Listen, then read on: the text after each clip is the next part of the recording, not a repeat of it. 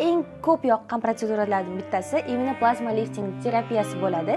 Buni 1 yil oldin ham yuzimda har xil muammolar bo'lganda qilib ko'rgandim. Hozir bo'lsa Shahnoza klinika yana qaytib keldim.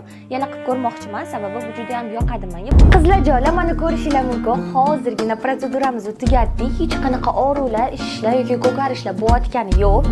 Qo'rqmasdan qilsanglar bo'ladi. Bu yana ham birinchi protseduradan keyingi holatimiz. Bu hali yana ham sasvitsa qilib o'zining natijasini ko'proq ko'rsatishni boshlaydi. Ko'pchilik qo'rqadi ko'karishidan, og'rig'idan. Qizlar, menga keladigan bo'lsa, to'g'risi men umuman og'riq qilganim yo'q. Ko'karishga keladigan bo'lsa, unaqa bo'lmaydi.